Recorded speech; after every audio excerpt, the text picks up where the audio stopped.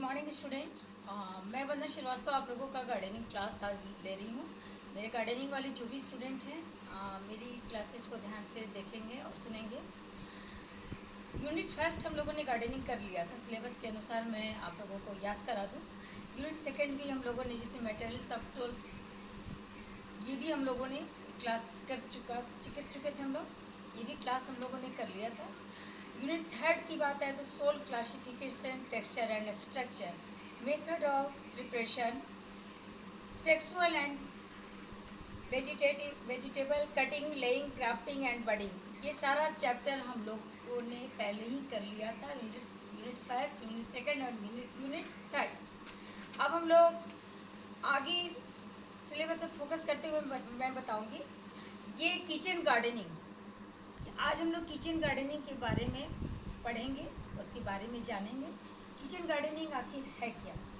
Kitchen gardening का ये मतलब नहीं कि किचन में ही हम लोग कुछ गार्डन जैसा कर दे, ये नहीं। किचन गार्डनिंग का मतलब जमीन के किसी छोटे से हिस्से, वो आपके घर के आंगन या पीछे या सामने या किचन के आसपास ही कोई कंटेनर, गमले, टीन के डब्बे, या फिर इस पे हम लोग क्या करते हैं, ताज़ी हरी साग सब्जियां, फल की प्राप्ति के लिए हम लोग उसको किचन गार्डन में तब्दील करते हैं। उस ज़मीन से छोटे से टुकड़े पे, पॉट पे, अपने किचन के पीछे वाले ज़मीन, छोटा सा कोई भी टुकड़ा नहीं हो तो हम छत पे यानी कि टेरेस पे भी हम इस गार्डन को सुशोभित कर सकते हैं। बस थोड़ी सी मेहनत की ज़रूरत है। समय पहले हम लोग जाने कि किचन गार्डन आखिर है क्या। सब्जियों की खेती को उनके उगाने के उद्देश्य, विधि, प्रबंधन व्यवस्था एवं व्यावसायिक स्तर के आधार पर विविध प्रकार से हम लोग इसे परिभाषित करते हैं। गृह वाटिका में सब्जी उत्पादन का प्रचलन प्राचीन काल से ही चला आ रहा है। इसमें सब्जी उत्पादन का मुख्य उद्देश्य यह होता है कि पूरे परिवार को साल भर ताज़ी साग सब्जियां मिलती रहें। इसमें साग सब्जियों के अलावा हम अपने किचन गार्डन में फल, फूल, पत्तियों को भी उगा सकते हैं। इस कारण इसे परिवार आधारित रसोई उद्यान या किचन गार्डन भी कहते हैं। इस प्रकार के सब्जी उत्पादन में मुख्य ध्येय आर्थिक लाभ न होकर परिवार के पोषण के स्तर को बढ़ाना तथा घर में ही ताज़ी साग सब्जियां का उत्पादन करना होता है। इसके द्वारा हम आर्थिक लाभ भी कमा सकते हैं। आर्थिक लाभ बोले तो हम लोग इसे सेल कर सकते हैं अपने पास पड़ोस या मार्केट में, जिससे हमारे कुछ पैसों की आमदनी भी हो जाती है। सब्जियों का चयन परिवार के सदस्यों की इच्छा अनुसार भी करके हम अपने घर के चारों ओर खाली पड़ी हुई भूमि की छोटी से टुकड़े पे छोटी छोटी क्यारियाँ बनाकर किचन गार्डन का एक प्रारूप तैयार कर सकते हैं। क्यारियों में फसल चक्र भी हम अपनाते हैं तथा फल, फूल एवं साग सब्जी का उत्पादन अच्छी तरह से कर सकते हैं। और हम आगे देखें तो किचन गार्डन लगाने के हमारे क्या क्या लाभ हैं। परिवार की आवश्यकता के अनुसार ताज़ी स्वादिष्ट साग सब्जियां साल भर हमें उपलब्ध होती रहती हैं। घर के चारों ओर खाली पड़ी भूमि हमें बहुत ही सरलता से उपलब्ध हो जाती है। घर के पीछे हो या सामने हो या आपके छत पे हो या बालकनी में हो, वो भी नहीं हो तो आप पैसेज में या किचन के ही कहीं छोटे छोटे जगहों पे आप डब्बे, कंटेनर में भी इसे आप लगा सकते हैं। घरेलू कार्यों में प्रयुक्त हो चुके जो भी जल होते हैं, इसमें हम पौधों की सिंचाई करते हैं और घर में पड़े कूड़े करकट को हम कंपोस्ट खाद के रूप में परिवर्तित कर सकते हैं। सब्जी खरीदने के लिए हमें बाजार भी नहीं जाना पड़ता है, बल्कि घर में ताज़ी साग सब्जियां स्वादिष्ट और थोड़ी सी मेहनत से हमें आसानी से अपनी इच्छा अनुसार मिल सकती है। जब चाहो सब्जियां तोड़ो, फल फूल तोड़ो और आप अपने घर में किचन में अपनी इच्छा अनुसार आप बना सकते हैं अपने भोजन को। और है तो बाजार की तुलना में ये सब्जियां काफ़ी सस्ता एवं सुगमता से उपलब्ध हो जाती हैं। गृह वाटिका में उगी सब्जियां में जहरीली दवाइयों होने का भी कोई डर नहीं रहता, न ही उसमें कोई कीटनाशक का भी प्रभाव होता है जो कि बाजार से खरीदी सब्जियों में हो सकता है। किचन गार्डन या गृह वाटिका की सब्जियों में नकली रंग, रसायन एवं उन संक्रामक रोगों की जीवाणुओं की उपस्थिति का भी भय बिल्कुल नहीं रहता। बाजार से खरीदी गई सब्जियों में ये सभी कुछ मिलता है, हम लोग जानते हैं। घर के बच्चे या युवाओं को भी यह कार्य करने की प्रेरणा मिलेगी, आप उसे दे सकते हैं। लकड़ी के डिब्बे, गमलों, बेकार टीनों एवं मकान की छतों पर सफलतापूर्वक हम किचन गार्डन को बना सकते हैं। कीमती कृषि औजारों की भी इसमें आवश्यकता नहीं होती, बल्कि घर में पड़े घरेलू जितने भी औजार हैं हम इसे प्रयोग में ला सकते हैं और एक मनभावन शौक के रूप में इसे अपना सकते हैं। अब हम आए तो प्लेस के सिलेक्शन के लिए मैंने आपको बता ही दिया है, लेकिन गृह वाटिका के लिए कौन सी मिट्टी उपयुक्त है ये इस पर भी हम लोग ये प्रकाश डालेंगे। गृह वाटिका के लिए दोमट मिट्टी जिसमें जीवांशों की काफ़ी अच्छी मात्रा हो उपयुक्त रहती है। इसके अतिरिक्त सब्जियों को उगाने के लिए पर्याप्त सिंचाई देना भी हमें आवश्यक है तथा सिंचाई के लिए जल की उपलब्धता भी होनी चाहिए, जो कि हमारे घर में प्रयोग होने वाले जो भी जल जो बेकार हो जाते हैं, जैसे सब्जी के धुले हुए पानी हैं, चावल के पानी, ये से हम लोग अपने किचन गार्डन में सिंचाई के रूप में उपयोग कर सकते हैं। किचन गार्डन में क्या क्या हम उगाएं ये भी जानना बहुत ज़रूरी है। यदि हमारे पास खुला प्लांट है तो उगाने वाली सब्जियों की कोई भी सीमा नहीं। फल वाले पेड़ जैसे पपीता, नींबू, अमरूद आदि भी साग सब्जियों के साथ उगाए जा सकते हैं। पर्याप्त खुला स्थान नहीं है तो भी हम सीमित तरीके से गृह वाटिका लगा सकते हैं, जैसे टमाटर, मिर्च, सीताफल, करेला, मटर, मेथी, पालक, मूली एवं धनिया। किचन गार्डन में साग सब्जियों को 3 बार कम से कम धोना चाहिए, जो कि क्रमवार, और हम इसे 3 बार बो सकते हैं। और उसे कैसे हम क्रमवार करें मैं उसे बता रही हूँ। जैसे हम लोग इसे खरीफ, रबी और जायद वाली फसलों में हम इसे 3 भागों में वर्गीकरण करते हैं। इसे खरीफ वाली सब्जियों जिन्हें कि जून जुलाई में ही बोया जाता है, इन सब्जियों में बैगन, सरसों, टमाटर, प्याज, लहसुन, आलू, टमाटर, सलजम, फूलगोभी, बंद गोभी, चना आदि सब्जियों की खेती की जा सकती है। अब हम जाने कि इसे सितंबर या अक्टूबर महीने में ही उगाते हैं। इस समय इसमें बैगन, सरसों, मटर, प्याज, लहसुन, आलू, टमाटर, सलजम, फूलगोभी, बंद गोभी, चना आदि ये भी इसमें आती है। जायद वाली सब्जियों की बात करें तो इन्हें फरवरी और खीरा, लौकी, तोरई, टिंडा, तरबूज, मतीरा, खरबूजा, बैगन आदि सब्जियों की खेती काफ़ी आसानी से हम कर सकते हैं। किचन गार्डन, अब हम जाने कि किचन गार्डन या गृह वाटिका लगाने के लिए भूमि की तैयारी कैसे करनी होगी। ये नहीं कि मिट्टी लिया और उसमें बीज डाल दिया, पौधे डाल दिया, वो बिल्कुल गलत है। हम पहले जिस स्थान पर ये किचन गार्डन लगाना, वहाँ की मिट्टी में जल एवं वायु का प्रवाह अच्छा होना चाहिए। इसका मतलब कि मिट्टी काफ़ी भुरभुरी हो ताकि सिंचाई का जल जो है वो आसानी से पौधों तक जा सके।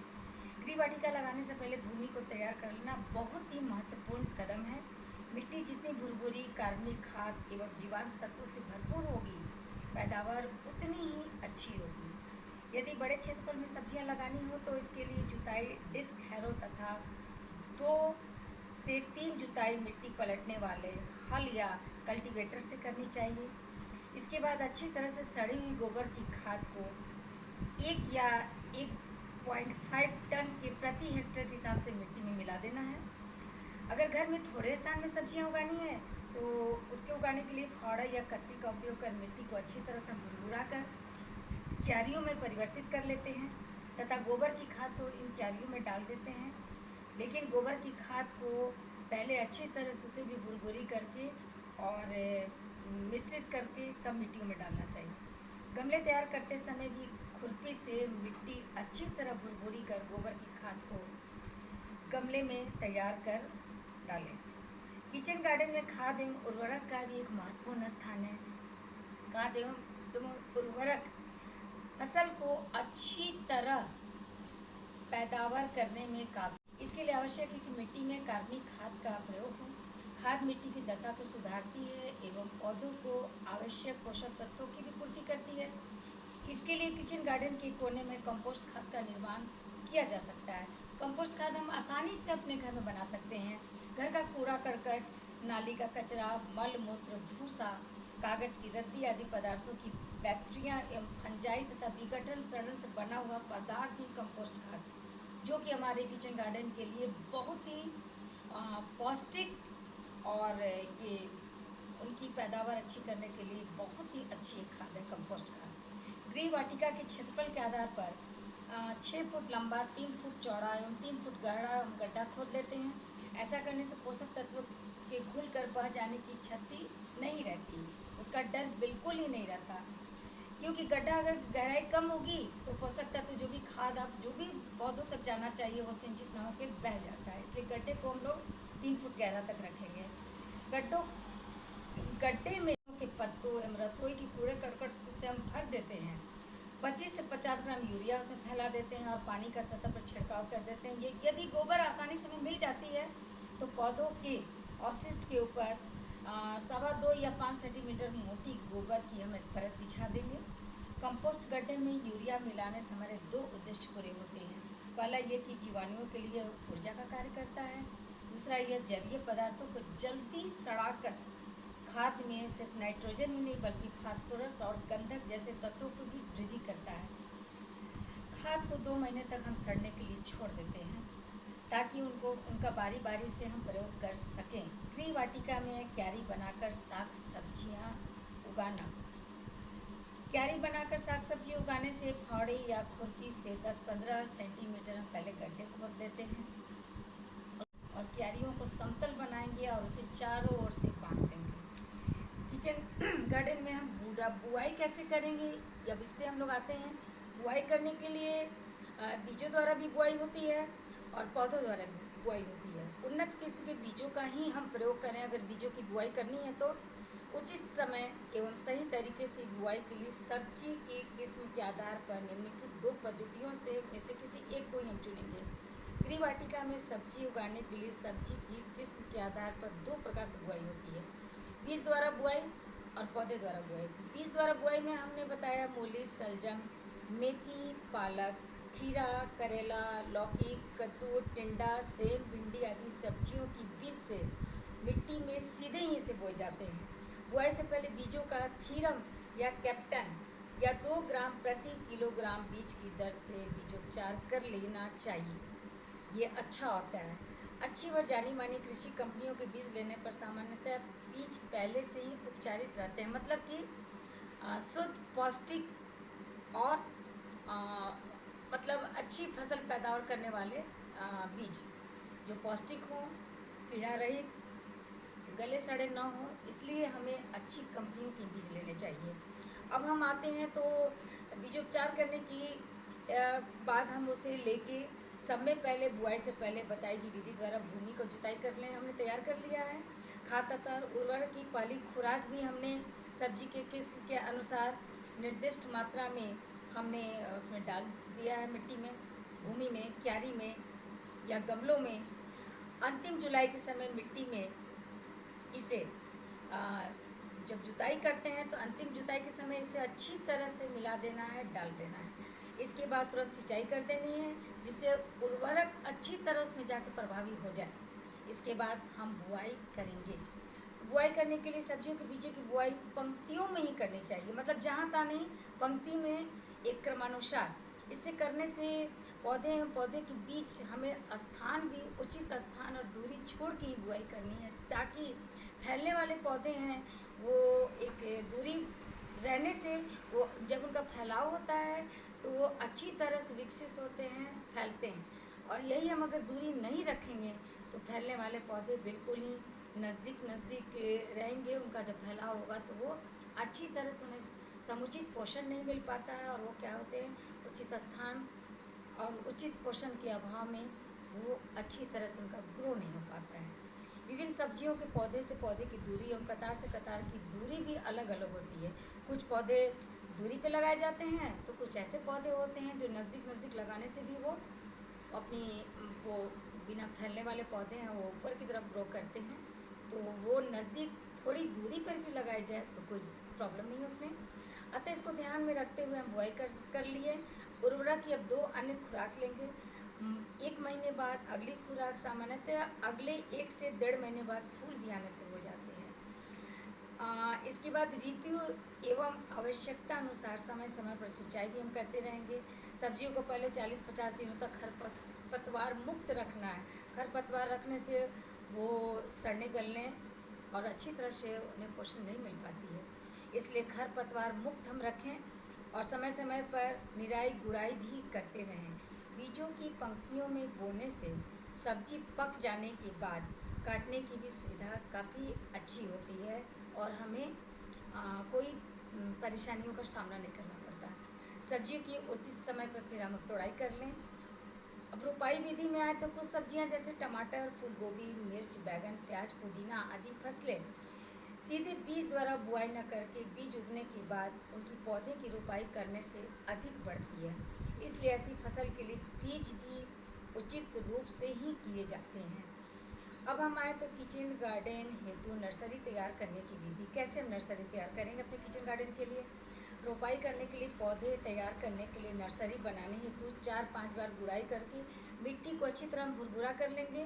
फिर उसमें गोबर की खाद जो है उचित मात्रा में डालेंगे। इसके बाद बीजों को सब्जी के किस्म के आधार पर निश्चित दूरी में बो देंगे। बीजों को 1.5 सेंटीमीटर से अधिक गहराई में हम नहीं बोएंगे, अन्यथा अंकुरन होने में काफ़ी समस्या पैदा होगी। बीज देर से अंकुरित होते हैं, इसलिए बीज बोते समय 1 मुट्ठी भर DAP एवं बीज उगने के 5-6 दिन बाद यूरिया 2 मुट्ठी प्रति 10 वर्ग मीटर में लगाने से पौधों की बढ़वाड़ काफ़ी अच्छी होती है और फसल भी काफ़ी अच्छी तैयार होती है। बीजों को क्यारियों में बोने के बाद अब हम हल्की सिंचाई करेंगे। बुआई के 1 से 2 हफ्ते के बीच बीज अंकुरित होना शुरू हो जाते हैं और 1 महीने में रोपाई के लिए वो तैयार हो जाते हैं। अब हम आए तो किचन गार्डन में रोपाई भी हो गई हमारी। रोपाई करने के 1-2 दिन पहले सिंचाई मिट्टी को अच्छी तरह से कर देनी चाहिए, इससे मिट्टी नम हो जाती है और पौधे की जड़ें आसानी से बिना अधिक नुकसान के मिट्टी से बाहर निकल जाती हैं। पौधे की रोपाई करने से पहले खेत, क्यारियाँ एवं थाले तैयार कर लेने चाहिए। इसके लिए पहले बताई गई विधि के अनुसार हम जुताई करके उर्वरक डालकर मिट्टी को तैयार कर लिए हैं। उर्वरक की पहली खुराक सब्जी के किस्म के अनुसार निर्दिष्ट मात्रा में रोपाई के पहले मिट्टी में छिड़क कर दे देनी चाहिए तथा उसके बाद तुरंत हम सिंचाई करते हैं, जिससे उर्वरक अच्छी तरह प्रभावी हो जाए। इसके 2 दिन बाद पौधे की हम रोपाई करेंगे। रोपाई करने के लिए 15 से 20 सेंटीमीटर ऊंची एवं 1 से 1.25 मीटर चौड़ी तथा आवश्यकता अनुसार लंबी लंबी क्यारियाँ बना ली जाती हैं। 2 क्यारियों के बीच 3 सेंटीमीटर चौड़ी नाली छोड़ते हैं, जिससे कि निराई गुड़ाई व पानी का निकासी आसानी से हो सके। पौधों को शाम के समय रोपना चाहिए तथा रोपने के बाद हल्की सिंचाई करनी चाहिए। शाम को इसलिए करना चाहिए क्योंकि सुबह रोशनी में, दोपहर की रोशनी में पौधे की रोपाई करने से वो कुम्हला जाते हैं, हो सकता है वो न भी रहें। निराई गुड़ाई एवं खरपतवार नियंत्रण भी हमारे किचन गार्डन का एक महत्वपूर्ण हिस्सा है। सब्जियों के पहले 40-50 दिनों तक खरपतवार मुक्त रखना आवश्यक है, अतः समय समय पर खुरपी द्वारा हम निराई गुड़ाई करते रहेंगे। उर्वरक ये 2 अन्य खुराकें 1 महीने बाद तथा अगली खुराक सामान्यतः अगले 1 से 1.25 महीने बाद फूल आने के बाद दी जाती है। इसके अतिरिक्त ऋतु एवं आवश्यकता अनुसार समय समय पर हम सिंचाई भी करते रहेंगे। किचन गार्डन तो हमारा तैयार हो गया, फल सब्जी फूल पत्तियाँ तैयार हो रहे हैं, लेकिन अगर उसमें रोग लग जाए, कीटाणु लग जाए तो फिर क्या हो? हमारी सारी मेहनत, हमारा सारा परिवार की सेहत खत्म। इसके लिए हमारे किचन गार्डन में पौधे में रोग न लगे, उस पर नियंत्रण रहे, इसके लिए भी हम जान लें कि कैसे इसे नियंत्रण करना है। किचन गार्डन में लगने वाले ये रोगों की रोकथाम के लिए शुरुआत में ही सबसे पहले आवश्यक पहलुओं पर ध्यान देना चाहिए, जैसे कि बुआई के पहले मिट्टी को किसी भी कवकनाशी से उपचारित करना, बीजों को अथवा उपचारित करना। ऊपर दी गई सावधानियों का पालन करने से किचन गार्डन में रोगों का प्रभाव काफ़ी अत्यंत कम हो जाता है। इस प्रकार हमने देखा कि कैसे हम अपनी थोड़ी सी मेहनत से, थोड़े से ये से कैसे हम अपने किचन गार्डन लगाकर अपने परिवार की सेहत का ध्यान रखते हैं और अपने परिवार को समय समय पर उनकी इच्छा अनुसार ताज़ी और पौष्टिक सब्जियां खिलाकर उनके सेहत को बरकरार रखेंगे। और ये तो हो गई हमारी किचन गार्डन की बात। आगे की क्लास में हम लोग ऑर्नामेंटल प्लांट्स, जो कि हमारे सिलेबस में है, ऑर्नामेंटल प्लांट्स क्या है, जिसे हम दूसरे शब्दों में डेकोरेटिव प्लांट्स भी कहते हैं, ये हम अगली क्लास में जानेंगे। छोटे छोटे सुंदर सुंदर पुष्प, फूल, पौधे, या तो वो इंडोर प्लांट हो या आउटडोर प्लांट, वो सब हमारे ऑर्नामेंटल प्लांट्स के अंतर्गत आते हैं। बच्चों, कल मैं आप लोगों को कल मैं इस पर बताऊंगी। आज के लिए इतना ही। Okay, thank you.